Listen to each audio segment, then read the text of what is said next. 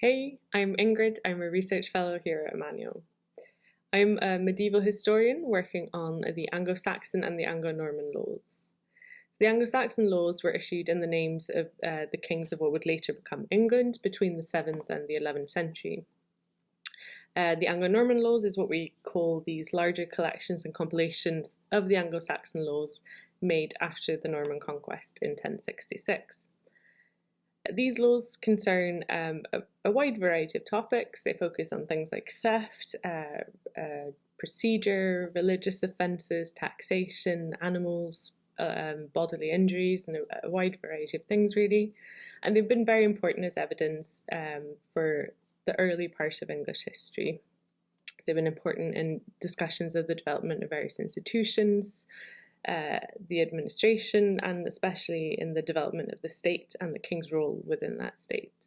But they've also been important as evidence for things like social structures, social attitudes, the role of women, family life, agricultural practices, and almost anything in between. And because they are so rich in evidence, they've been important to historians for centuries. They were important, for example, during the Reformation, where they were held up as examples of the English king's ability to issue laws concerning the church without any influence from the Pope in Rome. So my interest in these laws is not so much about the content and their role in the development of various institutions, it's more about the language and text.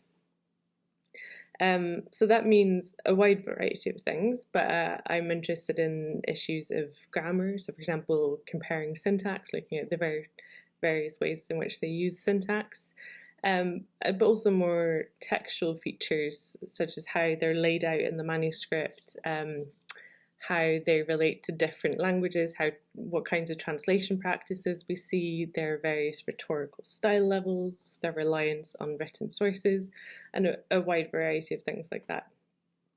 And one of the reasons I'm interested in that is that it allows us to get a bit closer to see how these laws were actually produced. So we don't know too much about the actual circumstances of production of these texts. So the texts themselves tell us that they're issued in the name of a king and often with his advisors.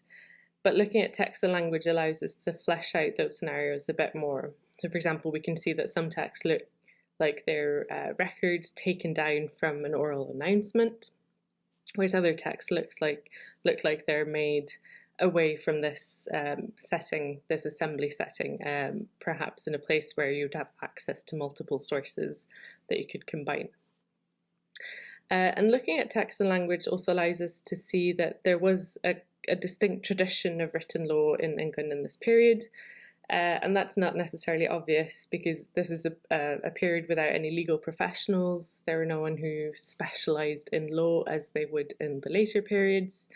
But by focusing on language and text, we can see that there were certain shared ideas across the centuries that presumably or perhaps were learnt by certain people, and that they kind of kept a tradition of written law going that had certain characteristics.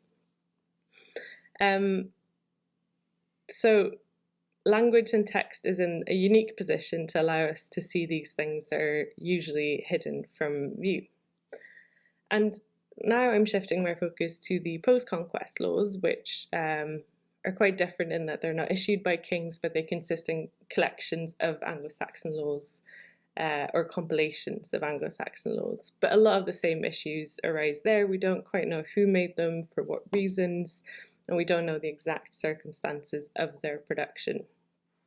So at the moment, I'm also making a list of manuscripts that existed in England in the post-conquest period to see what kinds of law existed and was read and was used in England in this period, to see, to kind of get a sense of the intellectual or the legal intellectual background to the production of the Anglo-Norman laws. So thank you so much for listening.